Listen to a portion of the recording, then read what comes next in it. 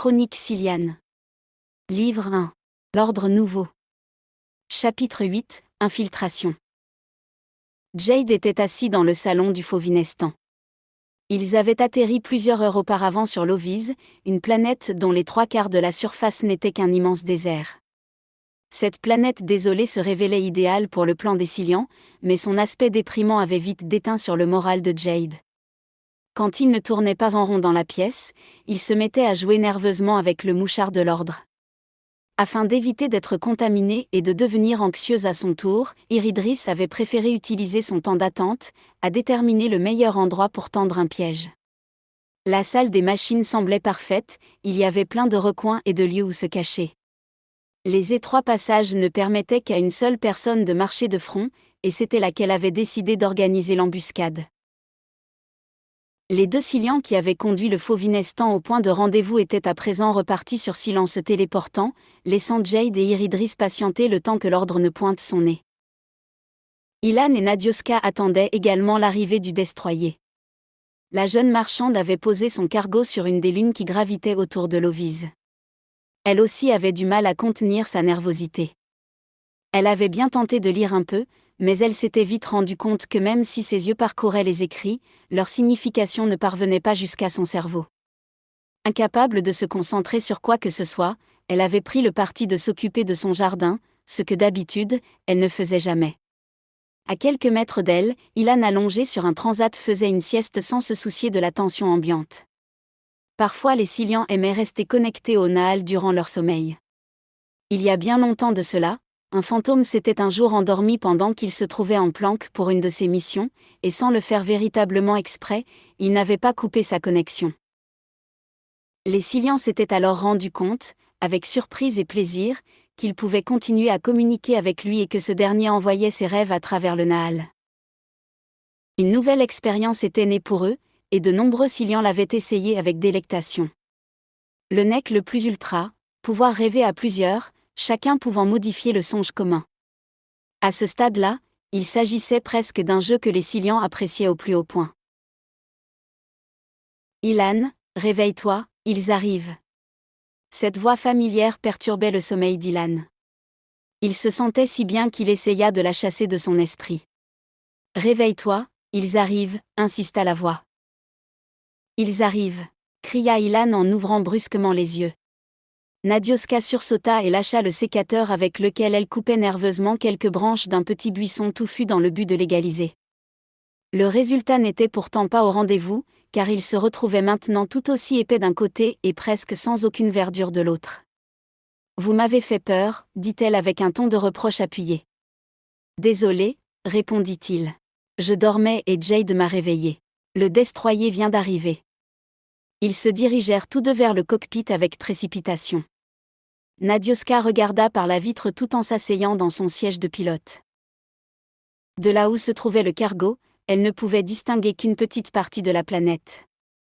Toutefois l'ombre du vaisseau de guerre occultait maintenant un coin de l'horizon. « Je vais peut-être déjà démarrer le moteur », suggéra-t-elle. « Non, attendez un peu », conseilla le Silian. « Mieux vaut ne rien faire pour le moment. Il serait dommage que l'ordre nous repère. » Nadioska déglutit avec difficulté et acquiesça. Elle se sentait encore plus nerveuse maintenant que les choses sérieuses commençaient. Jade et Iridris s'étaient quant à eux dirigés vers la salle des machines du Fauvinestan. Jade avait collé le mouchard à l'endroit où il l'avait découvert sur l'autre cargo, puis il s'était caché derrière quelques gros tuyaux, non loin d'un couloir. Iridris avait choisi un lieu un peu plus éloigné sur cette même trajectoire. Tout en se concentrant sur ce qui était en train de se passer au-dessus de leur tête, ils attendirent dans le noir. « J'espère qu'ils n'ont pas l'intention de détruire ce cargo depuis l'espace », dit Jade à travers le Naal. « S'ils le font, » répondit Iridris, « nous n'aurons pas à nous soucier de la suite. » « J'adore quand tu essaies de me rassurer. » « Je crois que je vais éviter de retransmettre cette conversation à Nadioska, » intervint Ilan. « Elle est déjà tellement nerveuse qu'elle fait des bonds de 3 mètres à chaque fois qu'elle entend un bruit. »« Dis-lui que tout va bien, » suggéra Jade en souriant.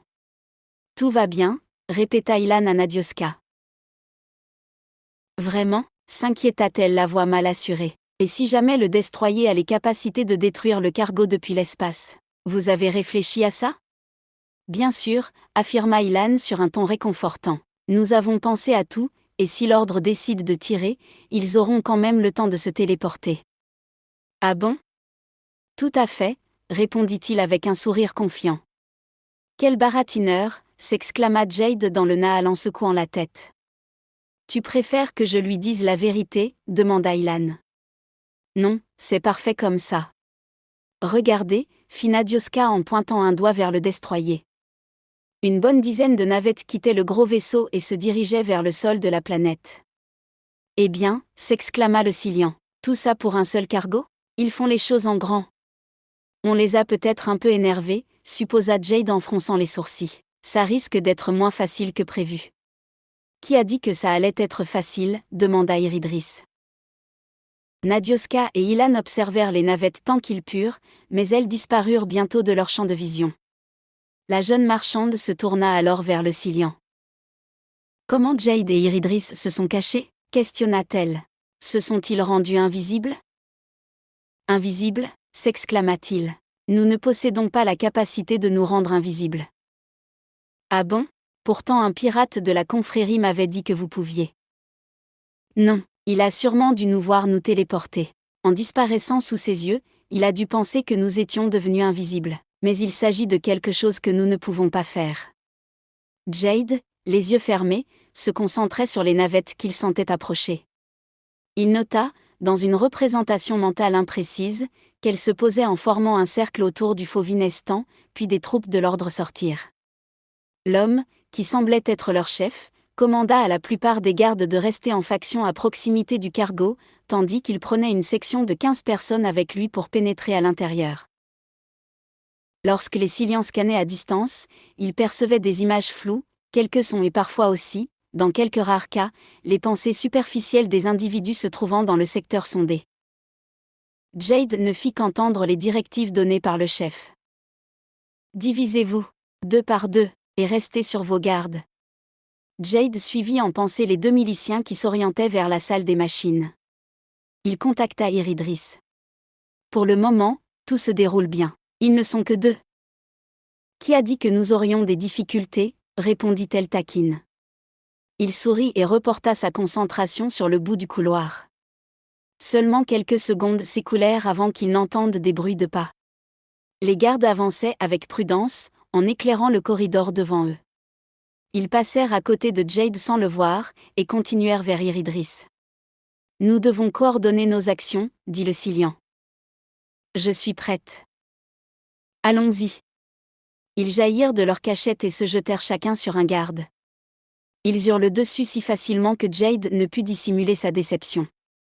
Je les croyais un peu plus efficaces, ces types de l'ordre, dit-il chagriné. Ne te plains pas, le plus dur est à venir, répondit Iridris. Il se pencha sur l'individu qu'il venait d'attaquer et elle fit de même avec le sien. Il posa sa main sur le front de l'homme, et rechercha toutes les informations dont il avait besoin sur la structure moléculaire de son corps et de ses vêtements. Avec tout cela, il allait pouvoir prendre son apparence. Il analysa les données, et constata que sur le col de sa veste, le nom du milicien était inscrit, W. Edgen. Jade se concentra et recréa sur lui ce qu'il venait de sonder. Quelques secondes plus tard, il ressemblait à W. Edgen comme 2 gouttes d'eau, et en face de lui, Iridris s'était également transformé. Ces transformations faisaient partie de la formation de base des fantômes Silians. Plus ils engrangeaient d'expérience en la matière, et moins ils avaient besoin de maintenir une concentration pour conserver leur fausse apparence. Ils cachèrent les corps du mieux qu'ils purent et revinrent vers le chef qui attendait devant le sas de sortie du cargo. D'autres gardes étaient déjà de retour de leur inspection. Nous n'avons rien trouvé, dit un type non loin de Jade. Ce dernier fit un signe de tête qui signifiait « nous non plus » pour éviter de parler. Normalement, la transformation prenait en compte le changement des cordes vocales et donc de la voix du fantôme, mais Jade n'était que peu habitué aux modifications d'apparence et il ne se risqua pas à émettre le moindre mot. Quelques minutes plus tard, tout le monde était revenu. Ils ont dû laisser le cargo et partir, conclut le chef. Ils n'ont pas dû aller bien loin à pied dans ce désert. Section, à votre navette. Les gardes retournèrent vers leur transport, tandis que le chef prenait son intercom pour donner de nouveaux ordres. Je veux la section 36 dans le cargo. Réduisez-le en poussière. Alors que Jade et Iridris suivaient leur escouade, ils virent quelques hommes marcher en direction du cargo, des explosifs accrochés à la ceinture. Leur attention revint ensuite aux navettes, elles étaient blanches à l'extérieur, mais également à l'intérieur. Ce manque total de couleur donnait l'impression que le transport n'était pas terminé, comme si les derniers détails n'avaient pas encore été mis au point. Les gardes s'installèrent sur les sièges, tout aussi blancs que le reste, et Jade et Iridris firent de même. Il y avait 2 séries de sièges, situés l'un en face de l'autre, et collés contre les parois. Le Cillian scanna machinalement les alentours du faux Vinestan. Des spécialistes de l'ordre disposaient des explosifs à des endroits stratégiques du cargo. Lorsqu'ils eurent terminé, ils revinrent à leur navette et le chef commanda à tout le monde de quitter les lieux. Le transport, dans lequel se trouvaient les 2 Cillians, se mit à vibrer avant de s'envoler. Quelques secondes plus tard, il fut légèrement secoué par le souffle de la déflagration qui venait de détruire le faux Vinestan. « Nous sommes en place », affirma Jade à l'attention d'Ilan. « Pour le moment, tout se passe comme prévu. »« Tout va bien », répéta Ilan à Nadioska. « Ils ont pris l'apparence de garde et sont dans une des navettes. L'ordre a fait exploser le faux Vinestan. » Elle ne répondit rien, elle avait les yeux rivés sur les transports qu'elle voyait revenir vers le destroyer, et ses mains posées sur les accoudoirs de son siège étaient moites et tremblantes. Lorsqu'ils eurent tous disparu à l'intérieur du vaisseau de guerre, elle se tourna vers Ilan. « Alors, je peux mettre les moteurs maintenant ?»« Non, » répondit-il. « Il faut attendre qu'ils effectuent leur saut. Jade nous communiquera les coordonnées d'arrivée et nous partirons à ce moment-là. » De leur côté, Jade et Iridris suivaient les autres gardes en train de sortir de leur navette pour débarquer sur le pont d'envol du destroyer. Le chef leur donna l'ordre de rejoindre leurs quartiers respectifs et remarquant qu'ils commençaient à s'égayer dans les couloirs, les 2 Cillians se mirent en quête d'un endroit tranquille. Une légère secousse fit trembler la structure du vaisseau. « Nous avons effectué le saut », informa Jade. « Je sais », répondit Ilan qui venait de voir l'énorme engin disparaître, laissant une jolie traînée colorée derrière lui. « Nous cherchons un emplacement discret pour scanner l'ordinateur de bord. Pour le moment, ils n'ont pas encore les coordonnées, mais ça ne devrait pas tarder, informa Ilan à haute voix. « Je mets les moteurs », annonça Nadioska sur un ton qui n'autorisait aucune discussion. Ilan se contenta de sourire et reporta son attention sur Jade, toujours à la recherche d'un endroit sans passage intempestif. Au bout de quelques minutes, il trouva un couloir un peu à l'écart, où lui et Iridris se retrouvèrent seuls. Il posa une main sur un des haut-parleurs du vaisseau pendant que son ami faisait le guet. Il scanna mentalement les circuits et les remonta jusqu'à l'ordinateur central. Là, il chercha les données du point d'arrivée et les envoya à travers le Nahal. « Vin, » dit Ilan. « Rentre les coordonnées suivantes, E126889123167987, des 128,876 541 656 465 7C87432126577. » Coordonnées rentrées, annonça Vin. « Mais il s'agit de codage direct de l'astrocarte », s'étonna Nadioska. « Exact, » répondit Ilan. « C'est ainsi que nous récupérons les informations quand nous sondons un ordinateur. Nous n'avons pas le nom du système, juste ses coordonnées calculées. »« Vin, donne-moi le nom du système d'arrivée, » demanda Nadioska.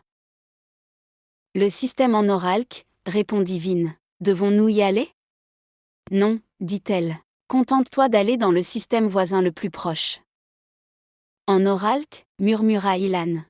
« Vous le connaissez ? » « Il s'agit de l'endroit où est né le culte de la déesse Mijalk, » répondit-il les yeux perdus dans le vague. « Quel est ce culte ? Je n'en ai jamais entendu parler. »« Je pense que toute la Confédération va en entendre parler dans peu de temps. » Djali attendait sur le pont d'embarquement principal de la plateforme 14. Il était arrivé un quart d'heure avant le rendez-vous et observait les dockers s'affairer autour des cargos marchands qui ravitaillaient la station en nourriture et en matériel. Depuis qu'Axido, l'activité avait augmenté, comme si Kerm se préparait à rentrer bientôt en guerre. 6h10, et la femme se trouvait en retard. Djali n'aimait pas ça. Pour contenir son impatience, il demanda des nouvelles de Jade à travers le Nahal. Lui et Iridris se situaient toujours à bord du destroyer de l'ordre volant vers le système en Oralk. 2 autres fantômes étaient eux aussi en chemin de leur côté vers le même endroit dans le but d'enquêter sur le culte. À 6h15, la femme arriva sur le pont d'embarquement. Elle n'était pas seule, 3 hommes l'accompagnaient. Ils portaient tous des uniformes vert émeraude du conglomérat et possédaient des grades différents, un capitaine et 2 sergents. Celui qui avait un grade de capitaine, grand et massif, ne semblait pas commode. Typiquement le genre de personne avec qui on n'avait pas très envie d'avoir d'ennui. Aucun des 3 individus ne paraissait ravi d'être ici. Désolée pour ce léger retard, dit-elle à l'attention de Djali. J'avais également rendez-vous avec ces messieurs. Ils vont venir avec nous. Au fait, permettez-moi de me présenter. Je m'appelle Elimène et je suis recruteuse au sein de l'Ordre Nouveau. On m'a chargée de répandre la foi autour de moi, il s'agit d'un grand honneur. Bien sûr, se contenta de penser Djali, mais sans montrer aucun sentiment, tandis qu'il vit du coin de l'œil le capitaine Baraké lever les yeux au ciel. Suivez-moi, dit Elimène. Nous allons prendre une navette. Où allons-nous exactement demanda le capitaine en affichant un air ouvertement sceptique et en regardant Elimène avec dédain. Pas loin, cher capitaine Tisdia, affirma-t-elle sur un ton paisible. Sans avoir reçu de véritable réponse, ils suivirent la femme et montèrent à bord d'un petit transport, qui quitta le pont d'embarquement de la plateforme 14. Il vola quelques minutes en haute altitude au-dessus de Kerm. Djali jeta un coup d'œil machinal à la planète. Elle possédait de grandes étendues d'eau et des continents recouverts d'une végétation d'un vert éclatant. Elle était riche et luxuriante, ce qui avait permis, lors des premières années de la Confédération, de développer le commerce à tel point que les familles les plus fortunées avaient fini par racheter la totalité de la planète. Il avait ensuite fallu quelques centaines d'années supplémentaires et une concurrence féroce, pour que ces mêmes familles se réunissent dans le tout premier conglomérat marchand de l'histoire de la Confédération. La navette décéléra et Djali reporta son attention devant lui. Il pénétrait dans un vaisseau de transport de troupes avec le blason de Kerm bien en évidence sur le côté. Le conglomérat avait quelques centaines de ces transports à disposition, comme si ces marchands n'étaient en fait que des militaires déguisés. Nous y voici, dit Elimène avec un grand sourire. La navette se posa et Elimène conduisit ses invités à travers les couloirs. De nombreux miliciens de Kerm vaquaient à leurs occupations en ne prêtant aucune attention aux nouveaux venus. Nous sommes ici chez nous, dit Elimène avec une pointe de fierté dans la voix. Qu'entendez-vous par cela demanda Djali en fronçant les sourcils. Je veux dire que tous ceux en poste sur ce vaisseau appartiennent à l'ordre. Quoi s'exclama le capitaine Tisdia avec un air outré sur le visage. Vous prétendez qu'ils appartiennent à l'ordre? Je vous rappelle que nous travaillons tous pour le conglomérat de Kerm et que nous n'avons pas d'autres allégeances. Vous changerez d'avis, affirma Elimène avec un sourire mystérieux. Je ne pense pas, répliqua l'homme. Je suis ici par simple curiosité.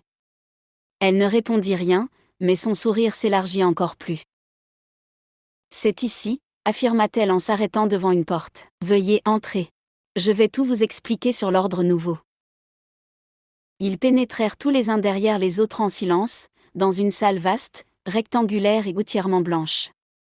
Tout au fond, une grande statue à la couleur laiteuse représentait une femme assise en tailleur, les bras écartés, la main droite enflammée et la gauche tenant une étoile stylisée entre le pouce et l'index. Devant elle, sur une sorte d'autel, étaient disposées quelques fioles remplies de liquide ambré, ainsi que des verres en forme de coupelle. Il n'y avait aucun siège ni aucune table, mais au sol, quelques petits coussins à l'allure confortable étaient disséminés çà et là. Elimène entra à son tour et ordonna la fermeture de la porte sas derrière elle. Elle s'approcha de la statue et se retourna pour faire face aux 4 hommes. Elle écarta les bras dans un geste un peu trop théâtral, et pendant un instant, ils eurent la même position que ceux de la statue se trouvant dans son dos, ce qui donnait un étrange effet d'écho. « Soyez les bienvenus dans notre lieu de culte, dit-elle. Veuillez vous installer comme vous le souhaitez. » Elle montra les divers coussins au sol et le capitaine Tisdia émit un grognement mécontent. Vous autres de l'ordre, vous n'avez jamais entendu parler de ces objets que l'on nomme des chaises, dit-il sur un ton ouvertement sarcastique. Nous n'aimons pas ce qui nous rappelle l'étroitesse d'esprit de la Confédération, répondit-elle en souriant. En nous asseyant par terre, sur ces coussins, nous sommes libres de nous installer comme nous le souhaitons. Nous ne sommes pas obligés de nous tenir droit et rigide. Nous encourageons le progrès, la créativité, le mouvement. Les 4 hommes s'assirent sur les coussins. La plupart semblaient mal à l'aise, bougeant leurs jambes à plusieurs reprises comme s'ils ne savaient pas trop quoi faire avec. Elimène prit une des fioles remplies de liquide ambré et en versa l'équivalent de 5 ou 6 gorgées dans 5 verres en forme de coupelle. Elle en donna un à chacun et en garda un pour elle. Voici une liqueur de la sainte planète en Oralk, dit-elle en levant son verre, les yeux brillants. Bah voyons, une sainte planète, murmura Tisdia qui se trouvait assis à la droite de Djali. Il avait parlé suffisamment bas pour qu'Elimène n'entende rien. Djali souleva sa coupelle, une forte odeur d'amande émanait du liquide ambré. C'était si puissant que Djali la recula brusquement, incapable de cacher une grimace de dégoût. Je vous assure que c'est très bon, capitaine Ilage, affirma Elimène en approchant la coupe de ses lèvres tandis que Tisdia commençait à montrer quelques signes d'agacement. Bien, s'exclama-t-il d'un ton sec. Sommes-nous ici pour boire un coup ou bien pour parler de votre ordre nouveau ? Les deux, cher capitaine, répondit Elimène presque mielleuse. Je vous en prie, goûtez cette liqueur, puis je vous dirai tout sur l'ordre. Les hommes se regardèrent, chacun attendant qu'un autre fasse le premier pas. Tisdia soupira bruyamment, et se décida à soulever son verre. Eh bien, allons-y, dit-il avant de boire quelques gouttes du liquide ambré. Les autres l'imitèrent et Elimène sourit, satisfaite. La liqueur possédait un goût d'amande si fort qu'il en devenait écœurant. Malgré tout, son taux d'alcool devait être assez bas, ou bien alors il se trouvait complètement dissimulé par l'amertume de l'amande. Parfait, dit Elimène toujours souriante. Je vais à présent vous présenter l'ordre nouveau. Elle s'assit en tailleur, en faisant face aux 4 hommes, la statue se situait derrière elle et encore une fois, Djali eut cette étrange impression d'écho entre la femme et la sculpture. L'ordre nouveau a été créé par le seigneur Elibaum, il y a maintenant 15 années de cela. Notre seigneur a constaté à quel point la Confédération des planètes est une institution sur le déclin. Regardez autour de vous, messieurs. Que voyez-vous ? Une masse de pauvres gens écrasés par une poignée de technocrates aux commandes, des lois vieillissantes qui ne protègent que les puissants, une police au plein pouvoir qui n'agit plus dans la légalité. Trouvez-vous tout cela normal ? Notre Seigneur pense que non. Elle fit une pause et observa attentivement les 4 hommes qui lui faisaient face. Elle sentait que ces mots étaient tacitement acceptés et décida de continuer. En créant l'ordre nouveau, notre Seigneur propose une alternative. Il souhaite une société changeante, qui progresse, qui embrasse l'autocritique avec enthousiasme. Une société où chacun peut trouver sa place, participer à l'avenir de tous, avoir un véritable rôle à jouer et ne pas simplement rester spectateur des choix d'une poignée de personnes à l'intellect soi-disant supérieur. De bien belles paroles, pensa Djali. Voici donc le discours officiel de l'ordre, dit un Silian à travers le Nahal. Et le culte de leur déesse dans tout ça ? Elle n'en parle pas. Tout ce que vous dites est bien joli, dit Djali à haute voix. Mais comment comptez-vous prendre le pouvoir ? Et quel rôle joue votre religion dans tout cela ? Pensez-vous l'imposer à tout le monde ? Le capitaine assis à côté de lui acquiesça d'un signe de tête. Bien sûr que non, répondit Elimène. Notre déesse apparaîtra aux yeux de tous et l'univers se prosternera devant elle. Un lourd silence s'établit dans la salle et Djali eut l'impression qu'un vent glacé venait de lui souffler sur les épaules. Même le capitaine Tisdia ne parlait plus et observait la femme, un air grave sur le visage. Elimène regardait droit devant elle, les yeux brillants, perdus dans le vide. Comment peut-on en arriver là ? Dit un Silian à travers le Nahal. Vous n'avez pas répondu à ma question, reprit Djali avec une certaine hésitation. Comment l'ordre va-t-il prendre le pouvoir ? Allez-vous renverser le régime ? Faire une révolution ? Les yeux de la femme revinrent vers les 4 hommes devant elle. Sur son visage paisible, un léger sourire flottait toujours sur ses lèvres. Non, il n'y aura pas de violence, murmura-t-elle. Notre Seigneur viendra, accompagné de la déesse et tous comprendront qu'un nouvel avenir s'ouvre devant eux. Au début le discours se tenait, mais maintenant c'est vraiment n'importe quoi. Jade venait de s'exprimer à travers le Nahal. Lui et Iridris se situaient toujours sur le destroyer qui effectuait son voyage vers en Oralk. Tous deux n'avaient rien d'autre à faire que d'observer ce qui se passait du côté de Djali. « Excusez-moi, dit Tisdia d'une voix à présent hésitante. Personnellement, je n'ai aucune croyance particulière. Je ne pense pas qu'il existe de dieu ou de déesse.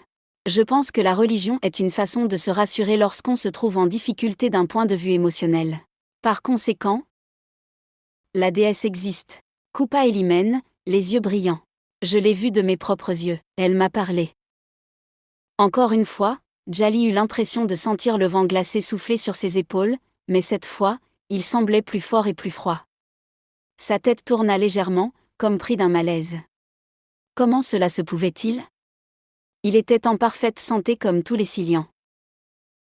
Le contrôle moléculaire qu'ils effectuaient sur leur corps leur évitait toute maladie et un malaise de ce type était normalement impossible. À travers le Nahal, quelques Silians partagèrent l'inquiétude de Djali. Tu devrais tout de suite vérifier ton système sanguin, suggéra quelqu'un. Pour cela, je dois me concentrer, répondit Djali. Hors de question que je le fasse maintenant. Quelqu'un pourrait le remarquer. Trop risqué. Et la déesse va vous parler, continua Elimène. Elle va apparaître devant vous et décider si oui ou non, vous êtes digne d'elle. Les mots de la femme lui parvenaient à présent à travers un étrange brouillard. Il tourna la tête vers les autres hommes et constata que leurs visages avaient changé d'expression. Leurs yeux paraissaient vides et certains avaient la bouche ouverte comme si les muscles de leur mâchoire semblaient devenus incapables de faire correctement leur travail. Djali observa la coupe qu'il avait posée à terre. Il n'avait bu qu'une petite partie de la liqueur. Cette chose devait être responsable de son malaise et il tenta de se concentrer sur le liquide pour en déterminer la composition. Son esprit rentra en contact avec la matière du verre, puis effleura la surface sirupeuse. Il n'arrivait pas à se focaliser, tout tournait autour de lui, et les mots qu'il entendait s'éloignaient peu à peu. « Bats-toi » dit quelqu'un dans le Nahal. « Essaie de contrer les effets de cette liqueur. » Djali releva la tête et croisa les yeux de la statue. Il se figea comme pétrifié, la sculpture l'observait. Ses yeux sans pupille étaient fixés sur lui et elle souriait légèrement. Incapable de bouger ou de détourner le regard, il la vit sourire de plus en plus, dévoilant une série impressionnante de dents pointues. « Bats-toi » reprit un Silian. « Il s'agit d'une hallucination. Ressaisis-toi et combats l'effet de cette liqueur. » Il se sentait impuissant. Une sorte de brouillard l'entourait petit à petit et les voix du Nahal commençaient à faiblir. « Ne perds pas le contact avec nous, dit quelqu'un. Tu te trouves en danger. Tu dois lutter contre cette drogue. Concentre-toi sur nous, intervint Jade, et sa voix semblait étrangement plus nette que les autres. Ne perds pas le contact. Concentre-toi. La statue se mit à bouger en se levant lentement, elle ne souriait plus, et regardait les 4 hommes tour à tour, comme pour les évaluer. Tu imagines tout cela, affirma Jade. Ferme les yeux. Reprends le contrôle de ton esprit. Mais Djali était incapable d'effectuer le moindre mouvement, et même la présence de Jade s'estompait peu à peu.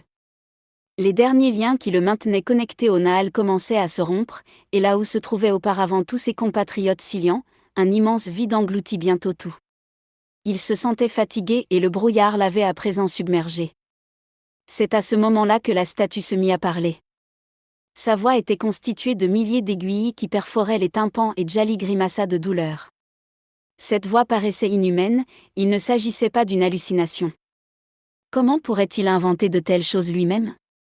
Il ressentait véritablement ces piqûres, pas une simple création de son esprit drogué, c'était forcément vrai. La douleur devenait intenable et il sentit sa tête tourner encore plus. Il y eut plusieurs bruits à côté de lui. Il réussit à regarder vers sa droite. Les 3 autres hommes venaient de s'effondrer et ils étaient maintenant étendus au sol, leurs yeux roulant étrangement dans leurs orbites. L'attention de Djali revint vers la statue. Elle se tenait là en face de lui et l'observait de ses pupilles blanches et froides. Il sentit quelque chose lui transpercer le cerveau et lorsque de nouveau la statue parla, il sombra dans un espace vide et entièrement noir. Palav et Lomélie se trouvaient en route vers le système en Oralque. Ils avaient emprunté l'un des petits vaisseaux de transport de la Confédération que les Silians gardaient en réserve. Depuis qu'ils avaient quitté Syl, ils étaient restés en contact à travers le Nahal et avaient suivi l'infiltration de Jade et d'Iridris sur le destroyer de l'Ordre, puis l'étrange expérience de Djali. Comme tous les Silians, ils se sentaient à présent inquiets. Djali pouvait, en ce moment même, avoir été découvert ou bien encore pire, être mort. Perdre la liaison avec un fantôme n'augurait jamais rien de bon, d'autant plus qu'il travaillait en général seul. Pour Djali, aucune aide immédiate disponible. Au lieu de continuer à se ronger les sangs, Pallav prit le parti de se concentrer sur sa mission. Il s'assit à la place de pilote dans le cockpit et commença à préparer sa sortie de l'hyperespace. Lui et l'Homélie devaient enquêter sur Anoralk afin de récupérer le maximum de données sur le culte de la déesse Mijalk. Les Silians aimaient savoir où ils allaient, et selon eux, un manque d'informations causait presque toujours une mauvaise décision. Savoir et prendre des décisions en conséquence, il s'agissait presque d'un mot d'ordre chez eux. Pallav avertit l'Homélie qu'ils allaient arriver dans le système Anoralk dans moins de 5 minutes. Jusqu'à présent, ils n'avaient jamais travaillé ensemble, mais se connaissaient un peu grâce au Nahal. Pallav était grand, brun aux yeux marrons, le visage légèrement anguleux, tandis que l'Homélie était blond, et possédait un visage plus doux et féminin. Il s'agissait d'un grand ami d'Ilan et tous deux étaient célèbres pour faire des fêtes mémorables sur Syl. Toutefois, quand ils se trouvaient en mission, ils restaient aussi sérieux et efficaces que n'importe quel autre fantôme. L'Homélie rejoignit Pallav dans le cockpit du petit transport, au moment où ce dernier commençait à décélérer. « Nous y voici », dit Pallav à travers le Nahal, autant pour l'Homélie que pour le reste des Silians connectés. Il venait d'arriver dans un système dont l'étoile jaune éclairait 5 planètes. La seconde était Anoralk elle-même, la seule qui possédait une atmosphère respirable. Pallav dirigea leur vaisseau vers elle. En s'approchant, ils remarquèrent que toute la planète était entourée de capteurs d'intrusion, ces petits satellites en orbite haute qui formaient une immense toile d'araignée et signalaient la présence d'engins entrant ou sortant de l'atmosphère. 2 croiseurs de l'APC se trouvaient également en orbite et patrouillaient. L'Homélie jeta un coup d'œil interrogateur à son compagnon. « Comment allons-nous passer ?» lui demanda-t-il en utilisant le Nahal, ce que faisaient très souvent les Silians de façon naturelle, même s'ils étaient assis à moins d'1 mètre l'un de l'autre. « Nous trouverons un moyen. » Communication entrante, signala l'ordinateur de bord. Ici croiseur CCP 865 874 en orbite autour d'Anoralk, dit une voix par le haut-parleur. Vaisseau en approche, veuillez vous identifier. Ici le UGEIHT, répondit Pallav. Demandons la permission d'atterrir sur Anoralk. Donnez-nous la raison de votre visite UGEIHT, ainsi que le nombre de passagers. Nous sommes 2 et nous venons voir de la famille. Pallav avait dit la première chose qui lui était passée par l'esprit et il espérait que l'APC n'allait pas lui réclamer de nom. Ils possédaient les moyens de vérifier dans leur gigantesque base de données que quelqu'un de ce patronyme vivait réellement sur la planète. Nous allons scanner votre vaisseau, signala la voix dans le haut-parleur. Excusez-moi, dit Pallav, mais que se passe-t-il exactement ? Pourquoi cette planète est-elle mise en quarantaine ? Elle n'est pas en quarantaine. L'APC protège Anoralk contre une possible attaque terroriste. Une attaque terroriste, s'exclama Pallav avec un étonnement non fin. Suite à l'attaque sur Caxido, des ordres ont été donnés pour protéger cette planète. Le scan est terminé, vous pouvez passer. Je vous préviens toutefois qu'un autre scan sera effectué quand vous repartirez. Vous ne devez rien emporter d'Anoralk. Elle se trouve en zone protégée, et seuls les conglomérats ont l'autorisation de faire des transferts. Si nous découvrons que vous possédez à votre bord quelque chose provenant de la planète, organique ou non, vous serez immédiatement arrêté pour vol caractérisé. Pallav et l'Homélie se regardèrent avec perplexité. Que se passe-t-il ici ? demanda l'Homélie dans le Nahal. J'ignorais que l'APC avait la technologie pour faire des scans si poussés. Depuis quand peuvent-ils faire ça ? Bien compris, dit Pallav à haute voix à l'attention de l'agent de l'APC. Veuillez procéder. Terminé.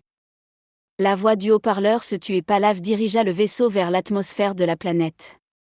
Pendant que dans le Nahal, les Silians discutaient avec ferveur au sujet des propos de l'APC, créant ainsi d'étranges remous désagréables, l'Homélie indiqua à son compagnon l'emplacement du palais qu'ils avaient décidé de visiter en premier. Alors qu'ils ne se trouvaient qu'à quelques kilomètres de l'endroit, 2 navettes de l'APC les interceptèrent de nouveau. Vaisseau UGEIHT, dit une autre voix dans le haut-parleur. Ils se sont passés le mot, dit l'Homélie en utilisant le Nahal pour communiquer avec son collègue. Ils savent qui nous sommes. Vous n'avez pas l'autorisation de survoler ce secteur, continua la voix. Le palais et tous ses alentours sont en zone protégée. Veuillez faire demi-tour ou bien nous ouvrons le feu. Bien compris, répondit Palave en effectuant un changement de direction. Que faisons-nous maintenant demanda Lomélie via le Nahal. On essaie de s'infiltrer en y allant à pied? Oui, on va faire ça. Je vais trouver un endroit tranquille pour poser le vaisseau. Les abords étaient uniquement constitués de champs qui s'étendaient à perte de vue, à part une forêt qui jouxtait le palais. Après quelques minutes de vol, Palave repéra un emplacement plat et libre entre la forêt et le début des champs. Il se situait suffisamment loin des patrouilles de l'APC. J'atterris ici. Nous ne sommes qu'à 5 kilomètres du palais, signala Théil. Alors qu'ils sortaient de leur vaisseau, ils entendirent une voix s'élever, provenant d'un peu plus loin. Mais que faites-vous ici? L'homme qui venait de parler s'approchait d'eux en les regardant avec curiosité. De petite stature et d'un âge déjà bien avancé, il possédait un ventre rebondi et portait des vêtements peu chers et passablement usés. Nous avons une panne, mentit Palave. Nous avons atterri pour effectuer quelques réparations. Ah, eh bien, faudrait que vous alliez dans un astroport pour ça, non, s'exclama l'individu en continuant d'avancer. Non, il ne s'agit pas de grand-chose, je peux les faire moi-même. Ah bien, vous êtes plus doué que moi en mécanique. J'ai jamais pu fixer un boulon correctement de toute ma vie. Ma bonne femme n'arrête pas de me le reprocher. Jamais foutu de réparer quoi que ce soit, elle dit tout le temps. Lomélie ne put s'empêcher de sourire. L'homme avait quelque chose de sympathique. Vous habitez ici, j'imagine, supposa Lomélie. Oui, mon gars. Je suis né ici et je mourrai ici, et j'en suis fier. Peut-être pourriez-vous me dire pourquoi l'APC surveille la planète et le palais comme ça? Nous voulions survoler l'espace aérien du palais, mais... Oh, mais faut pas faire ça mon garçon.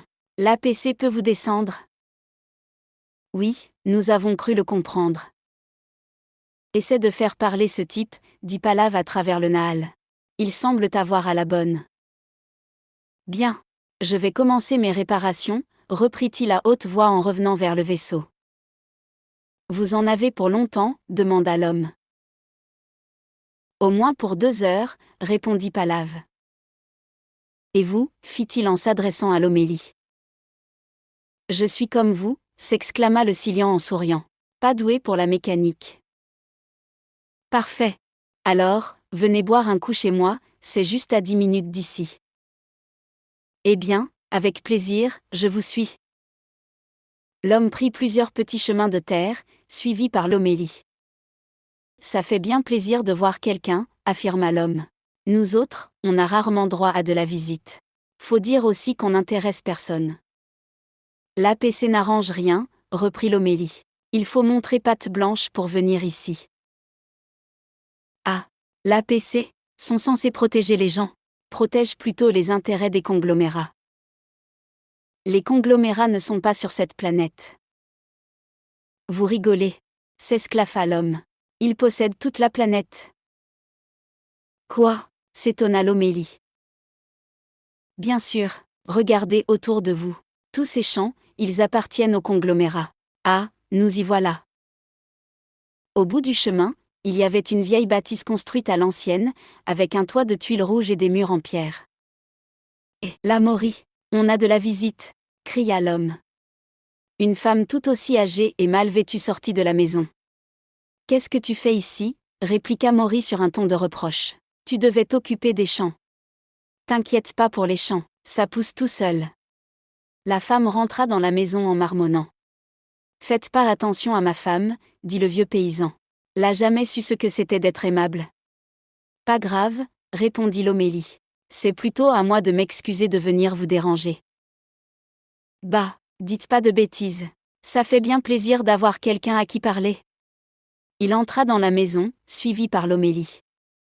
Maury lavait la vaisselle à l'eau, comme cela se faisait dans le temps. Elle marmonnait quelques paroles incompréhensibles tout en s'activant devant son évier.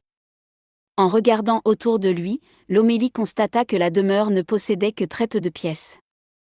Il y avait celle dans laquelle il venait de pénétrer, une sorte de cuisine ancienne au sol fait de terre battue, aux vieux meubles en bois en partie vermoulus, tandis que des ustensiles de cuisine en fer rouillé pendaient un peu partout. 2 portes ouvertes laissaient entrevoir les seuls autres endroits de la maison, une chambre et une salle de bain toutes deux vétustes. Nulle part on ne pouvait voir la technologie de la Confédération. Maury, apporte-nous donc 2 verres et ma bouteille de laittac, ordonna l'homme en s'asseyant et en montrant une chaise à son invité. La femme ronchonna de plus belle et s'essuya les mains sur son tablier. Elle ouvrit un placard d'où elle sortit 2 verres et une bouteille poussiéreuse. Elle les posa sur la table devant son mari avec si peu de ménagement que Lomélie eut l'impression que quelque chose allait se casser sous le choc. « Pouvais pas le faire toi-même » grommela-t-elle en partant cette fois vers ses fourneaux. « Non » répondit-il en haussant les épaules. Sous les yeux sceptiques de Lomélie, le paysan remplit les verres avec le liquide brun et sirupeux que contenait la bouteille poussiéreuse. « Ne t'inquiète pas, dit quelqu'un dans le Naal. Je connais ce vin. Un peu fort, mais pas si mauvais que ça, quand on est habitué. En tout cas, il ne s'agit pas d'une drogue. » L'homme lui tendit un des verres, puis commença à boire. « Alors, fit-il, d'où vous venez ? » Nous venons de Befsal, répondit Lomélie en se souvenant soudainement qu'il s'agissait de la planète natale de Nadioska. Connais pas, affirma l'autre sur un ton bourru. Et pourquoi vous êtes ici ? Eh bien, nous devions aller sur Antarli, mais nous avons eu une petite panne et nous avons donc décidé de nous poser ici le temps de réparer. Connais pas Antarli non plus. Oh, vous ne perdez rien, vous savez, dit Lomélie en trempant ses lèvres dans la liqueur brune. Mais expliquez-moi ce qui se passe ici. Pourquoi toutes ces patrouilles de l'APC ? Oh ça, c'est plutôt récent, répondit l'homme en haussant les épaules. Ça doit bien faire 1 an ou 2. 1 an ou 2, s'exclama Lomélie. J'avais cru qu'il se trouvait là à cause de Caxido. Caxido ? C'est qui ? Il s'agit d'une planète, répliqua le Silian en fronçant les sourcils. Vous n'êtes pas au courant des événements de Caxido ? Jamais entendu parler de cette planète. Vous savez, ici, la Confédération, on n'en a rien à faire. Ils s'occupent pas de nous, on s'occupe pas d'eux. Mais l'APC ? Eux, ils sont là pour protéger les conglomérats. Ils ont tout racheté. Toute la planète. Les conglomérats ont racheté tout en Oralk ? S'étonna Lomélie. Comme je vous le dis, ça a pris du temps, mais l'on fait. Depuis, on ne fait plus qu'une seule culture ici. Tous les champs. Absolument tous les champs de la planète. Et que faites-vous pousser ? Vous avez vu cette plante, fit le paysan en montrant à travers la fenêtre les champs qui s'étendaient au dehors. On dirait une sorte de blé, sauf qu'il est un peu plus jaune, répondit Lomélie. C'est pas du blé, ils appellent ça du doulkar. Paraît qu'ils en font une liqueur avec, mais je sais plus comment elle s'appelle. Une liqueur, fit Lomélie pensif. Vous en avez déjà goûté ? Sûr que non. Ils réservent ça pour leur élite. Nous, on n'y a pas droit. Donc, l'APC surveille en permanence ces champs de doulkar ? C'est ça. Les conglomérats ont l'exclusivité de ce truc. Savez-vous quels conglomérats ont racheté la planète ? Kerm et Sepfo principalement, mais il y en a d'autres plus petits. Est-ce que quelqu'un a une quelconque idée de ce qui se passe ici exactement ? S'exclama Jade à travers le Naal. Pourquoi les conglomérats ont-ils racheté cette satanée planète ? Ça n'a aucun sens. Et le palais, continua Lomélie. Pourquoi est-il si bien surveillé ? Lui aussi a été racheté. Doit servir de résidence secondaire à un grand ponte, car de temps à autre, on voit passer une grosse navette. J'aurais dû raser ce palais, dit le paysan avec un air soudainement renfrogné. Pourquoi donc ? L'homme termina son verre et se resservit un peu d'alcool, puis il regarda le Silian dans les yeux et reprit en baissant la voix. Croyez-moi, c'est passé de sacrées choses dans ce palais. Vraiment ? Quel genre de choses ? Vous avez entendu parler du culte de la déesse Mijalk ? Non, mentit Lomélie pour en savoir plus. Ce culte existait depuis des centaines d'années, peut-être plus, je sais pas trop. La famille qui habitait ce palais, c'étaient des nobles qui possédaient toute la région, les chefs du culte de Mijalk. La mort et le renouveau, c'était leur truc. Au nom de leurs croyances, ils ont tué ou mutilé un sacré paquet de gens. S'ils mouraient, c'est que la déesse ne voulait pas d'eux, qu'ils disaient. Ils avaient tout un tas de prêtres, de fidèles et d'apprentis. Ils avaient même une salle de cérémonie dans le palais. Ils faisaient leurs rites là-dedans. Ils ont tué un sacré paquet de gens. Et qu'est-il arrivé à ce culte demanda Lomélie. Les gens de la région en ont eu marre. J'étais parmi ceux qui ont demandé de l'aide à la Confédération. Il y a environ 25 ans. La Confédération a débarqué ici. Ils ont accumulé les preuves et ils ont jugé les Lasdad. Les Lasdad ? Le nom des nobles qui habitaient dans le palais. Les gens d'ici continuent à les appeler les Lasdad rouges, à cause de tout le sang qu'ils ont versé. Où se trouvent ces gens maintenant ? Tous morts. La Confédération a condamné le culte. Les plus hauts prêtres ont tous été exécutés. Il y avait 3 Lasdad qui vivaient ici à l'époque. Ezalaé, le plus haut prêtre, sa femme Kranat et leur fils Elibom qui devait avoir 3 ou 4 ans. Ezalaé a été exécuté par la Confédération, et sa femme et son fils ont été consignés dans le palais. Sauf qu'un jour le jeune Elibom a fait des siennes. Il a attaqué les agents de l'APC qui gardaient sa famille à résidence, vers ses 13 ou 14 ans. Sûrement un coup de folie. Ils avaient ça dans le sang. Les gardes ont répliqué et ont tué toute la famille. La mère, le gosse, et puis d'autres en visite, un oncle, une tante et une cousine, je crois. Tout le monde y est passé. Bon débarras. Et les autres prêtres du culte, que sont-ils devenus ? Condamnés et envoyés sur des planètes prison. Et, depuis, avez-vous entendu parler d'eux ? Demanda Lomélie après quelques hésitations. Sûr que non. Fini tout ça. Et je peux vous dire qu'on est bien mieux sans eux, pas vrai Maury ? Toujours dans ses fourneaux, la femme grommela un vague « oui ». Eh bien, je vous remercie pour votre hospitalité, dit Lomélie en se levant. Vous partez déjà ? Protesta le paysan. Mon ami a dû terminer les réparations, il est temps pour moi de le rejoindre. Bon, dit le vieil homme avec une pointe de tristesse. Si jamais vous repassez par ici, rendez-moi une petite visite. Moi et Maury, on sera ravis de vous revoir.